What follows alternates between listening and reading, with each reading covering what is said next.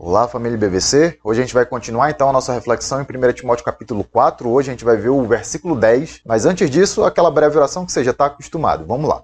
Deus, sempre te agradecer, Pai, acima de todas as coisas, Senhor, sempre reconhecer a Tua grandeza, sempre reconhecer, Deus, o Teu controle, a Tua soberania sobre todas as coisas, Pai. Nós sabemos que é o Senhor, Deus, que cuida de nós, que nos sustenta nesses dias difíceis, Senhor. Nós sabemos, Pai, que é o Senhor, Deus, que nos protege, Pai, nesses dias atípicos, nesses dias turbulentos, dias de sofrimentos, Pai. Nós sabemos, Deus, que é o Senhor que renova nossas forças, que é o Senhor que nos fortalece, Deus, diante das lutas, diante das decepções, diante, Deus, das aflições e dos sofrimentos, Pai, que sobrevêm à nossa vida, Senhor. Então, continua cuidando de cada um de nós, Pai, eu te peço, por cada um dos meus irmãos em Cristo, Senhor. Que o Senhor continue, Deus, fortalecendo, renovando as forças, Pai. Que o Senhor continue, Deus, suprindo, sustentando, Pai. Que o Senhor continue protegendo cada um de nós, cada um dos meus irmãos, Senhor, e que o Senhor continue edificando o nosso coração, o nosso caráter, Pai, por meio da Tua palavra, e nesse sentido eu te peço também a Tua direção, a Tua orientação, Senhor, nessa reflexão que nós vamos realizar agora, Pai, que a Tua mão esteja por sobre nós, nos dando luz, nos dando discernimento e sabedoria, Pai, para sermos conduzidos pela Tua palavra, Senhor. Faz a Tua vontade, Deus, cuida desse tempo agora, nossa oração, em nome de Cristo Jesus, Pai.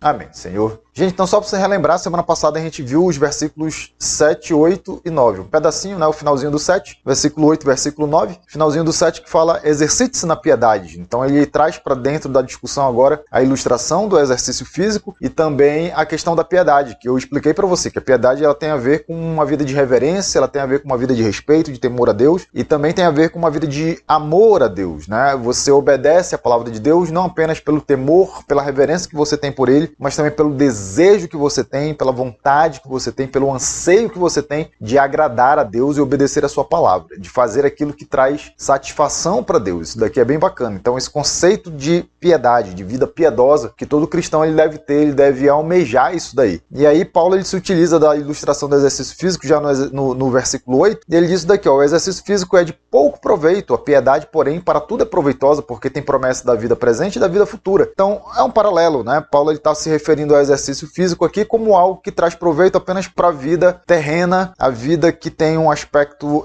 temporal limitado, que tem um aspecto material, um aspecto físico, quando a vida de piedade ela é boa, ela é proveitosa em ambos os sentidos, né? Tanto no aspecto temporal, no aspecto físico, o aqui, o agora, quanto também no aspecto de vida futura. Por quê? Porque na medida que você tem uma vida de temor a Deus, uma vida de respeito, de reverência, na medida que você tem uma vida de amor a Deus, uma vida onde você procura agradá-lo, uma vida onde você procura fazer a sua vontade, uma vida onde você procura trazer satisfação a Deus por meio da sua obediência à palavra de Deus, então você começa a viver aqui agora a vida que você vai viver na eternidade, uma vida de obediência à palavra de Deus, uma vida onde você procura fazer a vontade de Deus, uma vida onde você vai agradar a Deus, uma vida onde você vai ter temor e reverência por Deus, uma vida de adoração, uma vida de louvor contínuo a Deus, uma vida de louvor ininterrupto a Deus.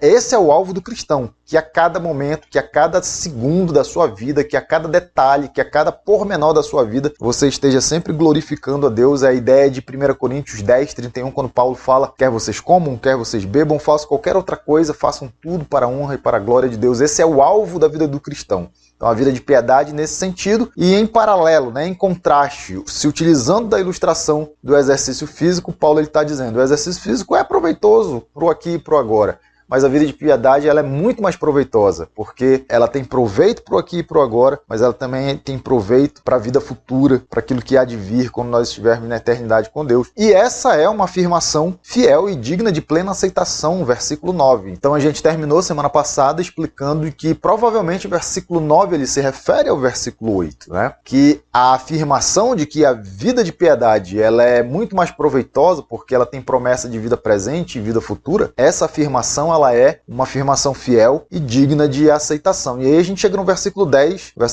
aqui que tem reflexões aqui importantíssimas, né, que a gente precisa fazer. E o versículo 10 ele diz isso daqui pra gente. Se trabalhamos e lutamos, é porque temos colocado a nossa esperança no Deus vivo, o Salvador de todos os homens, especialmente dos que creem. Então, um versículo assim que traz alguns problemas que a gente precisa refletir sobre ele. Inicinho do versículo 10, olha, ó, se trabalhamos e lutamos é porque temos colocado a nossa esperança no no Deus vivo. Você não pode dissociar isso daqui do resto do contexto daquilo que você já vinha trabalhando dos versículos anteriores. Você precisa se alimentar, você precisa se nutrir da palavra de Deus, das verdades da fé, das verdades do Evangelho do Senhor. São essas verdades que vão ajudar você a identificar as heresias e os falsos mestres, e é com base nessas verdades que você vai transmitir essas coisas para outros irmãos. Você, na prática dessas verdades, que é a vida de piedade, você vai cultivar uma vida de reverência, uma vida de respeito, uma vida de amor a Deus, e tudo isso significa que você está se esforçando, como diz na Revista Atualizada, né? Para esse fim que labutamos e nos esforçamos sobremodo. Então, um esforço grande, um esforço profundo que se faz. Na NVI, trabalhamos e lutamos. Então, você trabalha, você luta, você labuta, você se esforça, você se empenha, você se dedica. Tudo isso que a gente já viu nos versículos anteriores. Se alimentar, se nutrir, transmitir essas verdades para outras pessoas, servir de fonte para outras pessoas, praticar essas verdades, né? A vida de piedade, uma vida de reverência a Deus e de amor a Deus. Tudo isso é trabalhar, tudo isso é lutar, tudo isso é se esforçar, tudo isso é se dedicar, tudo isso é fazer, é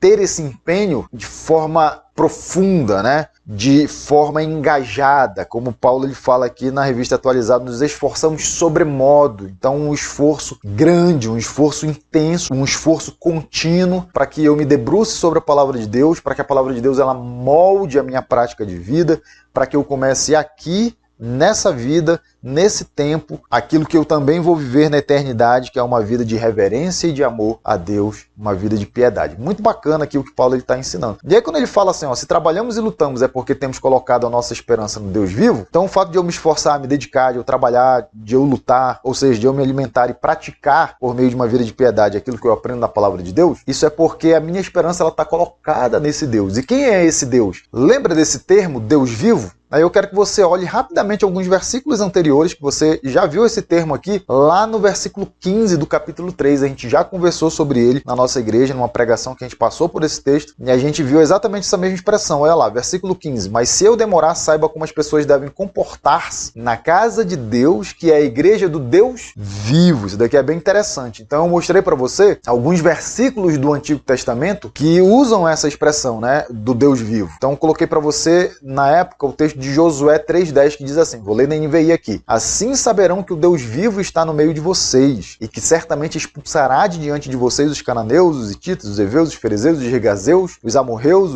os jebuseus. Coloquei para você o texto de Levítico 26,12, que diz assim, abra lá a sua Bíblia, Levítico 26,12, diz assim, vou ler na NVI: andarei entre vocês e serei o seu Deus, e vocês serão o meu povo. Então, o que os textos do Antigo Testamento estão mostrando para nós aqui? Que uma característica do povo de Deus é que Deus ele anda no meio do seu povo, Deus ele se relaciona com o seu povo, Deus está presente no meio do seu povo, e a expressão Deus vivo, ela claramente faz contraste com os deuses de outras nações, de outros povos, que eram deuses inertes. Abra lá sua Bíblia, Salmo 115, versículo de 4 a 8, que diz assim, ó: os ídolos deles, de prata e de ouro, são feitos por mãos humanas. Têm boca, mas não podem falar, olhos, mas não podem ver, têm ouvidos, mas não podem ouvir, nariz, mas não podem sentir cheiro, têm mãos, mas nada podem apalpar, pés, mas não podem andar, nem emitem som algum com a garganta. Tornem-se como eles, aqueles que os fazem, todos os que neles confiam. Ou seja, são deuses mortos, são deuses inertes. E aqui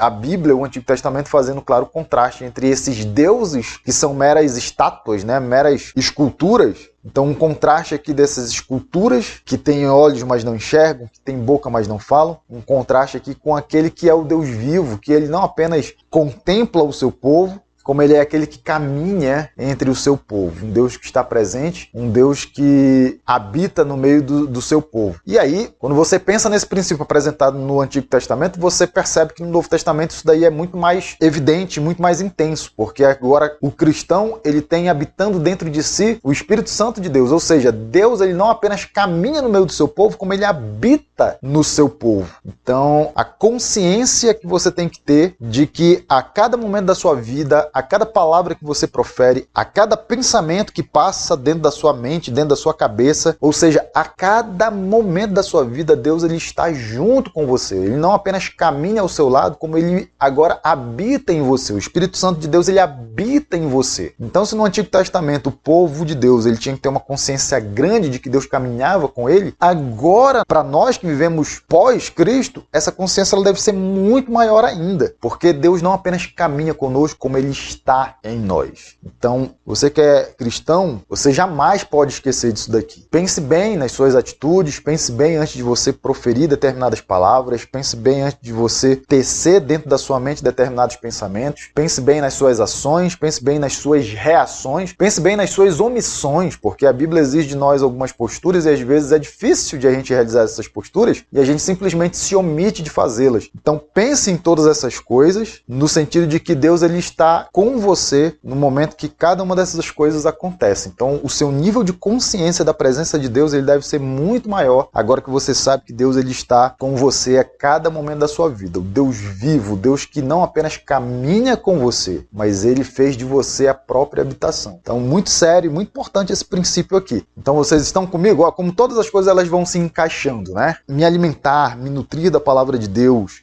transmitir, compartilhar essa palavra, expor o conteúdo das verdades da fé, da sã doutrina para os meus irmãos. É isso que me habilita como um bom ministro de Cristo. Colocar em prática aquilo que eu aprendo. Como é que é isso, pastor? É a vida de piedade, uma vida de reverência a Deus, uma vida de amor a Deus. Todas essas coisas se refletem, né, no meu esforço, no meu trabalho, na minha luta, na minha labuta, na minha dedicação, uma dedicação sobremodo, um esforço sobremodo, ou seja, um esforço intenso, um esforço regular, uma disciplina, uma dedicação minha no buscar me relacionar com Deus por meio da sua palavra, de deixar a palavra de Deus moldar as minhas ações para que eu leve essa vida de piedade, para que eu tenha essa vida de reverência e de amor a Deus. Por que tudo isso? Porque nós temos colocado a nossa esperança num Deus que ele é um Deus vivo, um Deus que não apenas caminha com o seu povo, mas que um Deus agora no Novo Testamento, um Deus que ele mora, que habita no seu próprio povo. Então a consciência que você tem que ter de se empenhar em se alimentar da palavra de Deus, a consciência que você tem que ter de transmitir essa palavra para os seus irmãos, para que eles não mais sejam enganados por doutrinas de demônios, por homens sem caráter que são usados por esses demônios. A consciência que você tem que ter de colocar em prática o que você aprende na palavra de Deus, a fim de levar essa vida de piedade, porque tudo isso é reflexo do seu trabalho, do seu empenho, do seu esforço, e isso é resultado da esperança que você tem colocado num Deus que habita em você, um Deus que está constantemente, continuamente junto de você. Então pense bem nas suas ações, pense bem nas suas palavras, pense bem nos seus pensamentos, né? Pense nos seus pensamentos. Pense bem, inclusive, naquilo que você sabe que deveria ter feito e às vezes você pensa em não fazer, porque Deus ele está com você em todos esses momentos. Então, só aqui a gente já tem um princípio muito relevante, muito importante para nos edificar como cristão, para nos dar direção a respeito da nossa postura e do nosso comportamento como cristãos. E agora siga comigo, então, para a segunda parte do versículo 10, que a gente tem aqui questões importantes que a gente precisa refletir sobre elas. Algumas delas a gente já conversou e eu vou meio que revisar isso para você na medida que a gente se depara aqui com os elementos do versículo 10. Olha só que interessante a continuidade. Então, se trabalhamos e lutamos é porque temos colocado a nossa esperança no Deus vivo. Aí ele fala isso daqui, ó, o Salvador de todos os homens, especialmente dos que creem. Tem um negócio aqui interessante aqui para a gente refletir. Então aqui já na segunda parte do versículo 10, você tem aqui no primeiro termo, esse termo aqui, o Salvador, você já tem uma primeira discussão, porque nem sempre a palavra Salvador, o termo Salvador ou o termo salvação na Bíblia, ela é usada nesse sentido de salvação espiritual, né? A gente poderia classificar isso como um sentido teológico. Você sabe que a palavra salvação, ela tem um sentido natural, um sentido de uso comum. Então, quando você diz que o bombeiro salvou um gato lá que estava preso em cima de uma árvore, você não está querendo dizer que o gato ele foi salvo no sentido de que agora ele tem vida eterna em Cristo Jesus. Então, isso é uma espécie de uso técnico, né? Um uso teológico que a gente faz quando a gente se utiliza do termo salvação, salvador. Então, nem sempre a palavra salvação, a palavra salvador, o termo salvação, salvador, ele vai ter esse sentido teológico, esse sentido técnico de salvação espiritual. Às vezes ele vai ter o sentido de preservação física mesmo. Vamos rapidamente ver uns textos aqui que falam sobre isso. Então, por exemplo, você vai lembrar no finalzinho do livro de Atos de uma viagem que Paulo ele faz. Ele é colocado numa embarcação, num navio, para ir para Roma. E essa embarcação ela passa por uma tempestade e esse navio ele naufraga. E aí lá no versículo 31, vá lá então, Atos 27, versículo 31, abra sua Bíblia aí, Atos 27, versículo 31, você tem esse texto aqui, ó. Então Paulo disse ao centurião e aos soldados: se estes homens não ficarem no navio, vocês não poderão salvar-se. Então Paulo não está falando aqui de salvação no sentido espiritual, né? No sentido teológico. Ele não está falando de salvação no sentido de essas pessoas passarem a eternidade com Deus por meio da fé que elas depositarem em Cristo Jesus. Ele está falando de salvar-se do naufrágio, de sobreviverem a esse naufrágio. Você tem aí o versículo 44, se você andar um pouquinho para baixo na sua Bíblia aí, ó, você vai chegar lá no versículo 44 que ele vai dizer assim, ó: os outros teriam que salvar-se em tábuas ou em pedaços do navio. Dessa forma, todos chegaram a salvo em terra. Então, claramente aqui o verbo salvar está sendo usado aqui no sentido de preservação física, preservação da vida, não no sentido teológico, no sentido de salvação espiritual. Então, o que alguns autores eles vão dizer? Que Deus, em alguma medida, ele é salvador de todos os homens nesse sentido, de que a graça de Deus, em alguma medida, ela se estende a todos os homens, ela contribui para a preservação da vida de todos os homens. É o que a teologia chama de graça comum. Onde é que você tem exemplos disso na palavra de Deus? Vai lá para Mateus, capítulo 5, versículo 44 e 45. Mateus capítulo 5, versículos 44 e 45 diz assim, ó: mas eu lhes digo, amem os seus inimigos e orem por aqueles que os perseguem, para que vocês venham a ser filhos de seu Pai que está nos céus, porque ele faz raiar o sol sobre maus e bons e derrama chuva sobre justos e injustos. Ou seja, o sol nasce para todo mundo, independente de ser crente ou não, o sol nasce para todo mundo. A chuva, quando cai, ela cai para todo mundo, independente de ser cristão ou não, de ser convertido ou não, de ser salvo em Cristo Jesus ou não. Algumas benesses de Deus, elas se aplicam a toda a humanidade, independente da condição deles em termos de salvação espiritual ou não. Então, alguns autores eles vão dizer assim, lá em 1 Timóteo 4,10, que Deus ele é salvador de todos os homens, no sentido de preservação física, no sentido de que a graça comum ela se aplica a todos os homens. Então, é uma forma, é um jeito de explicar aquele salvador que está lá em 1 Timóteo 4,10. Qual que é o problema com essa argumentação? O problema com essa argumentação é que Paulo, lá em 1 Timóteo, ele já usou esse termo, salvador, salvação, o verbo salvar, ele já usou no sentido de salvação espiritual. Ele já usou no sentido teológico, né? Quer ver? Dá uma olhadinha lá em 1 Timóteo, capítulo 1, versículo 15, que vai dizer assim, ó: essa afirmação é fiel e digna de toda aceitação. Cristo Jesus veio ao mundo para salvar os pecadores, dos quais eu sou o pior. Então Paulo ele se utiliza aqui do verbo salvar, associando esse verbo a Cristo Jesus e apontando para o resgate que Cristo Jesus ele realiza na vida daqueles que se rendem aos seus pés. Quando ele fala assim, Cristo Jesus veio ao mundo para salvar os pecadores. Então claramente ele está fazendo uso aqui do sentido espiritual, né? De salvação no sentido espiritual. Você vai ver isso também lá em 2 Timóteo, capítulo 1, versículo 8 e 9, eu não vou ler aqui para a gente ganhar tempo. E se você continuar aqui no texto de 1 Timóteo, você vai ver que no finalzinho do capítulo 3, o resumo que ele faz do Evangelho aponta para Jesus como esse Salvador. Lembra lá do versículo 16 de 1 Timóteo 3? Então 1 Timóteo 3,16 diz assim, ó: não há dúvida de que é grande o mistério da piedade. Qual é o mistério da piedade, Paulo? Deus foi manifestado em corpo, justificado no Espírito, visto pelos anjos, pregado entre as nações, crido no mundo e recebido na glória. Então Paulo ele faz aqui um resuminho do Evangelho, ele se apropria aqui de um hino, muito provavelmente um hino que resume o Evangelho apontando para Cristo como esse Salvador. Quem que é o Deus que foi manifestado em corpo? É Jesus. Então ele está falando de Jesus, então o contexto de 1 Timóteo, o contexto de 2 Timóteo, as pastorais de modo geral, elas se utilizam do sentido espiritual da salvação, um sentido teológico, não um sentido comum de preservação física, mas o sentido realmente espiritual, de salvação espiritual. Então você tem uma pequena dificuldade com essa explicação, de dizer que Salvador ali no capítulo 4, versículo 10, Paulo está fazendo um uso meramente comum, né, de preservação física, de preservação da vida. Por quê? Porque o próprio Paulo, no contexto de 1 Timóteo, 2 Timóteo, das pastorais de modo geral, ele se utiliza do verbo salvar, do termo salvador, do termo salvação, apontando para a salvação espiritual, apontando para Jesus como aquele que garante a salvação para todos os homens no sentido eterno, no sentido espiritual. Então, pastor, como é que a gente resolve isso? Porque o texto está dizendo que Deus é o Salvador. Se não é no sentido de preservação física e é no sentido espiritual, a gente tem um problemão para resolver. Porque o texto diz assim, o Salvador de todos os homens.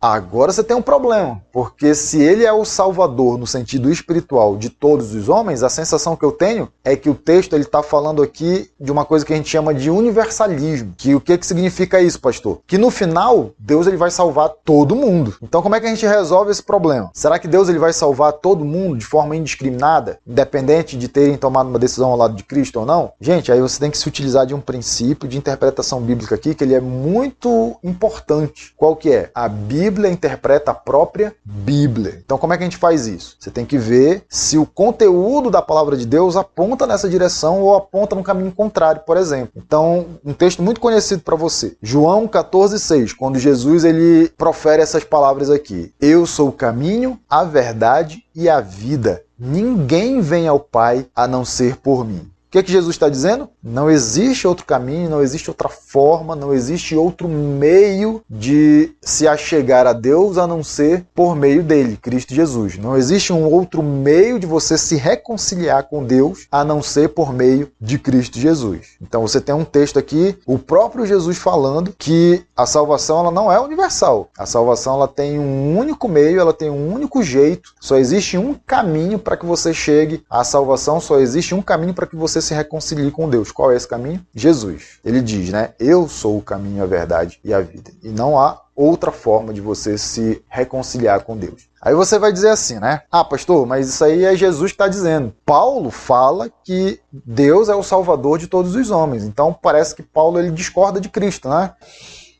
Tipo assim, Jesus quer ser o único caminho, o único jeito, a única forma de o homem se reconciliar com Deus, mas Paulo está explicando que não é assim. Deus é o salvador de todos os homens. Então, vamos ver o que Paulo diz a respeito dessas questões. Abra sua Bíblia lá em Romanos 10, versículos 9 e 10, um texto muito conhecido, que Paulo ele vai dizer isso daqui para nós. Se você confessar com a sua boca que Jesus é o Senhor e crer em seu coração que Deus o ressuscitou dentre os mortos, será salvo, pois com o coração se crê para a justiça e com a boca se confessa para a salvação. Se nós confessarmos com a nossa boca que Jesus é o Senhor, e confiarmos, crermos, colocarmos, depositarmos a nossa confiança no fato de que foi Deus que ressuscitou Jesus dentre os mortos, então nós seremos salvos. Então Paulo apontando também para Jesus como a única forma, como o único meio, como o único jeito de você garantir a salvação no sentido espiritual. Paulo, em 1 Coríntios capítulo 15, os versículos iniciais ali, ó, o versículo 1 ao que Paulo vai dizer. Irmãos, quero lembrar-lhes o evangelho que lhes preguei, o qual vocês receberam e no qual estão firmes. Aí Paulo continua no versículo 2, ele diz isso daqui, ó. Por meio deste evangelho vocês são salvos, desde que se apeguem firmemente à palavra que lhes preguei, caso contrário vocês têm crido em vão. Ou seja, se vocês estão colocando a confiança de vocês em outra coisa diferente das palavras que eu preguei para vocês, diferente do evangelho que eu preguei para vocês, então essa fé, essa confiança, essa crença que vocês têm em uma outra coisa que não é o evangelho que eu ensinei para vocês, essa fé é inútil, porque a única forma de eu ser salvo é por meio do evangelho verdadeiro. Então, Paulo, qual que é o evangelho verdadeiro que você está falando aqui que os coríntios eles estão firmes? Né? Eles receberam e estão firmes. O evangelho pelo qual eles são salvos. Que evangelho é esse? Aí você tem que olhar para o versículo 3. Olha que legal que ele diz. Pois o que primeiramente lhes transmiti foi o que recebi, que Cristo morreu pelos nossos pecados, segundo as Escrituras. O que ele transmitiu, que ele também recebeu? Que Cristo morreu pelos nossos pecados. Uma referência nítida, clara, a respeito de Jesus Cristo como aquele que concede a salvação espiritual, a salvação eterna, a salvação no sentido teológico. Cristo morreu pelos nossos pecados, segundo aquilo que está contido nas Escrituras. Ele foi sepultado e ressuscitou ao terceiro dia, segundo aquilo que está contido nas Escrituras. Então, na cabeça de Paulo também não existe espaço para o universalismo. Você tem que entender isso. Olha que legal, né? Deus é o salvador de todos os homens no sentido espiritual. Ele é o salvador de todos os homens no sentido espiritual. Pastor, a Bíblia está ensinando então que todos os homens serão salvos de forma indiscriminada, sem nenhum critério, sem obedecer a nenhum requisito? Não. Quando você olha para Jesus, ele diz que ele é o único caminho. A única forma que o homem tem de se reconciliar com Deus é por meio de Jesus Cristo. Quando você olha para Paulo, ele também fala isso. Se no teu coração você crer e confessar com a sua boca que Jesus Cristo é o Senhor, então será salvo. Em 1 Coríntios 15, o evangelho verdadeiro, o evangelho no qual vocês estão firmes, o evangelho no qual vocês obtiveram a salvação, colocar a confiança de vocês num outro evangelho é inútil. O evangelho que nos garante a salvação é aquele que eu recebi e que eu transmiti para vocês, que Jesus Cristo morreu pelos nossos pecados. Então Paulo ele também entende que a única forma de você ser salvo é por meio do sacrifício vicário de Cristo naquela cruz. Agora vamos ver Pedro, né? Pedro sob a pena de Lucas. Lucas, quando ele escreve Atos, ele escreve isso daqui lá no capítulo 4, versículo 12. Olha o que ele diz aqui, Pedro falando, né? Então Pedro ele vai dizer assim: não há salvação em nenhum outro, pois debaixo do céu não há nenhum outro nome dado aos homens pelo qual devamos ser salvos. Se você ler um pouquinho para frente, os versículos anteriores, você vai ver que Pedro ele é chamado a prestar contas do porquê que ele faz um milagre, onde ele cura um aleijado. E ele vai dizer assim, esse aleijado ele foi curado pelo poder que há no nome de Cristo Jesus. E aí ele vem no versículo 12 e ele diz daqui: e não há salvação em nenhum outro nome, pois debaixo do céu não há nenhum outro nome dado aos homens pelo qual devamos ser salvos. O que Pedro está ensinando pra gente? Só há salvação no nome de Cristo Jesus e em mais nada. Não existe outro meio, não existe outro caminho, não existe outra forma. E a prova disso é de que por meio do poder contido nesse nome, esse aleijado ele foi curado. Sensacional isso daqui, sensacional. Então, olha que versículo lindo, você tem que decorar esse versículo, ou pelo menos a referência desse versículo. Não há salvação em nenhum outro, pois debaixo do céu não há nenhum outro nome dado aos homens pelo qual devamos ser salvos. Então,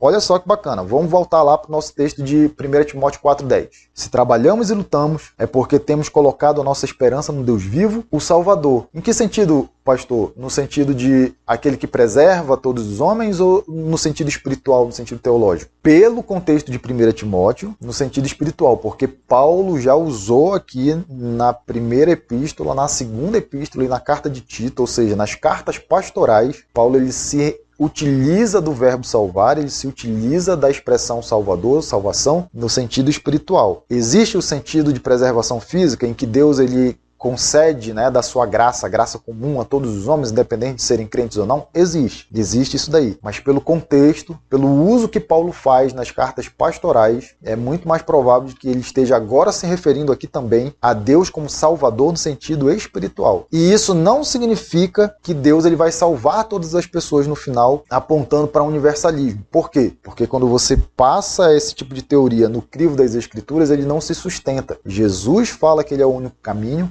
Paulo aponta para Cristo como aquele no qual nós precisamos confessar e crer, e Pedro ele diz que não existe outro nome pelo qual devamos ser salvos a não ser o nome de Cristo Jesus. Então, o conteúdo bíblico ele refuta, ele rechaça essa ideia de universalismo. Então isso é o que eu quero que você aprenda essa semana. Hoje a gente vai parar por aqui e o importante que eu quero que você aprenda é que não existe salvação fora de Cristo Jesus. Não existe outro modo, não existe outra forma de sermos salvos, de sermos reconciliados com Deus, a não ser por meio da obra e do sacrifício de Cristo Jesus naquela cruz. Como é que a gente sabe disso? Porque o conteúdo bíblico ele aponta nessa direção. Jesus ele fala que ele é o único caminho e que ninguém vem ao Pai a não ser por ele. Jesus ele fala isso com todas as letras. Paulo ele fala isso quando ele diz em Romanos que nós devemos confessar e crer que Jesus Cristo é o Senhor. Ele fala isso em 1 Coríntios 15, quando ele diz que aquilo que ele recebeu foi aquilo que ele também transmitiu, de que Jesus Cristo foi quem morreu pelos nossos pecados. Então não existe redenção de pecados, não existe remissão de pecados a não ser pelo sacrifício de Cristo na cruz, pelo sangue derramado de Cristo na cruz. E Pedro ele fala que não existe outro nome pelo qual devamos ser salvos, a não ser o nome de Jesus Cristo. Então não existe salvação fora da pessoa de Cristo. Gente, quando você olha para esse texto como um todo, preste bem atenção, né, naquilo que Paulo está ensinando aqui, que você precisa se utilizar do verdadeiro evangelho, da sã doutrina, da doutrina do Espírito Santo de Deus, para identificar as heresias, para identificar os falsos mestres, para rejeitar heresias como essa do universalismo, que apregou que todas as pessoas vão ser salvas, independente de aceitarem Jesus Cristo ou não, porque isso não se harmoniza com o conteúdo da palavra de Deus. Como é que eu sei disso? Não passa no crivo da palavra. Não passa no crivo da palavra. Mas como é que a gente identifica essas coisas? A palavra de Deus aqui em 1 Timóteo 4 explica para nós. Você precisa se alimentar da palavra de Deus. Uma vez alimentado, você precisa praticar essa palavra, você precisa levar uma vida piedosa que aponta, né, para uma reverência, para um amor a Deus, para um desejo de realizar, para um desejo de obedecer a palavra de Deus, um desejo de agradar a Deus, nosso Senhor. E uma vida piedosa, consequentemente, vai me levar a transmitir a palavra, vai me levar a comunicar comunicar essa palavra, vai me levar a repassar, a expor essa verdade do Evangelho, de que não existe salvação fora de Cristo Jesus. Então é isso que você tem que fazer. Versículo 10, trabalhar, lutar, se esforçar, se empenhar, como diz na revista atualizada, se esforçar sobremodo, de forma intensa, disciplinada, regular, para estar sempre alimentado da palavra de Deus, para colocar em prática aquilo que você aprende na palavra de Deus, para levar essa vida piedosa, para comunicar o evangelho da salvação, a sã doutrina, a verdade da fé, colocando a sua esperança no Deus vivo, o Deus que não apenas caminha no meio do seu povo, agora o Deus que habita em seu povo. E qual é a verdade da fé, pastor? Qual é a sã doutrina? Qual é a verdade oriunda do verdadeiro Espírito Santo de Deus? De que só há salvação em Cristo Jesus. Então, quando Paulo ele fala aqui no versículo 10 que o Deus vivo é o Salvador, ele está pensando, pelo contexto das cartas pastorais, ele está pensando em Deus como Salvador no sentido espiritual, no sentido teológico, no sentido eterno. Ele é sim o Salvador. Mas qual foi o meio que ele estabeleceu para essa salvação? Jesus Cristo. Esse é o evangelho que você precisa pregoar para as pessoas. Não fique calado, não silencie, não se omita. Repasse essa verdade para as pessoas, dê às pessoas que você conhece a chance de tomarem uma decisão em relação a Cristo Jesus, em relação à obra realizada por Cristo Jesus naquela cruz. Não silencie. E aí, semana que vem, a gente continua o versículo 10, e aí a gente vai ter que trabalhar um pouco aqui o que significa todos os homens, especialmente dos que creem. A gente não vai fazer isso hoje para que o vídeo não fique ainda mais longo, mas no domingo que vem, com a permissão de Deus, a gente continua trabalhando esse texto aqui para a gente entender melhor. O que eu quero que você entenda hoje é que só existe salvação em Cristo Jesus e não existe outro meio. Pelas palavras de Cristo, pelas palavras de Paulo, pelas palavras de Pedro. Não existe outro meio. Pela palavra de Deus, não existe outro meio de termos reconciliação com Deus, de termos remissão dos nossos pecados. Esse é o evangelho que você precisa transmitir e é isso que eu quero para você, meu irmão em Cristo, para você que pertence à nossa família. Não se omita da sua missão como cristão. Alimente-se da palavra, debruce, estude, se esforce, se empenhe para que você seja uma fonte da palavra de Deus para as pessoas à sua volta e, além disso, pratique essa palavra por meio de uma vida piedosa, uma vida de reverência, uma vida de adoração, uma vida de amor a Deus, uma vida de obediência à sua palavra. Coloque, deposite a sua esperança no Deus vivo, o Deus que habita em você e apregoe o evangelho da salvação, o evangelho genuíno, a palavra de Deus, as verdades da fé. Quais são essas verdades? Que Deus ele é o Salvador, sim, no sentido espiritual, mas aprove a Deus que essa salvação ela somente seria possível por meio do sacrifício que Cristo Jesus fez por nós naquela cruz. Essa é a grande verdade da fé. Você tem que compartilhar com as pessoas à sua volta. Eu espero que todos nós cheguemos nesse nível de maturidade em que nós ousadamente compartilhamos o evangelho da fé, o evangelho da salvação com as pessoas à nossa volta. É isso que eu desejo para você, meu irmão em Cristo, é isso que eu desejo para você que faz parte da minha família, da família BVC. Por hoje, era isso que eu queria compartilhar, eu vou fazer uma breve oração e aí a gente já se despede. Deus, obrigado pelas verdades profundas da Tua palavra, Senhor. Obrigado, Deus, pela forma como o Senhor revelou isso para nós, né? O Senhor nos ensina aqui que o critério, o crivo pelo qual nós temos que passar todo e qualquer tipo de doutrina, né? Todo e qualquer tipo de ventos de doutrinas é a Tua palavra, Deus. Se as doutrinas elas não se sustentam à luz da Tua palavra, então nós devemos rechaçar essas doutrinas. E aqui a gente tem aqui a doutrina do universalismo, que apregou que todos os homens vão ser salvos com base numa interpretação errada de 1 Timóteo 4,10, que não se sustenta quando ela é passada no crivo das Escrituras, quando nós olhamos para as Escrituras de modo geral e nós percebemos que as Escrituras elas falam em alto e bom som que a salvação ela é única e exclusivamente por meio de Cristo Jesus. Então Paulo certamente não está falando aqui que existe salvação fora de Cristo Jesus, porque ele mesmo falou que Cristo Jesus é o nosso Salvador, ele mesmo falou que Jesus Cristo foi quem morreu pelos nossos pecados. Então cumpre a nós investigarmos o texto para que nós entendamos aquilo que Paulo está querendo dizer aqui.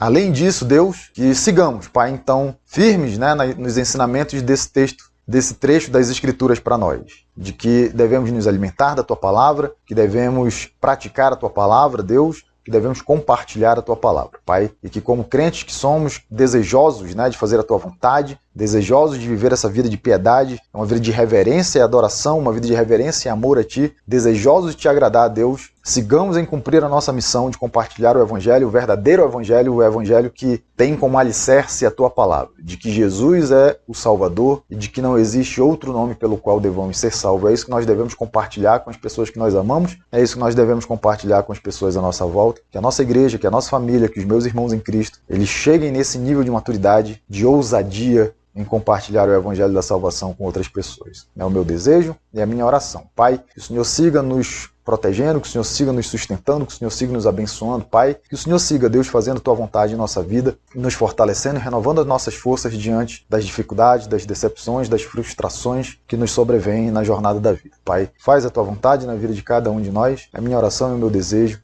em nome de Cristo Jesus. Pai, amém. Senhor. Gente, por hoje é só. Que Deus a todos abençoe.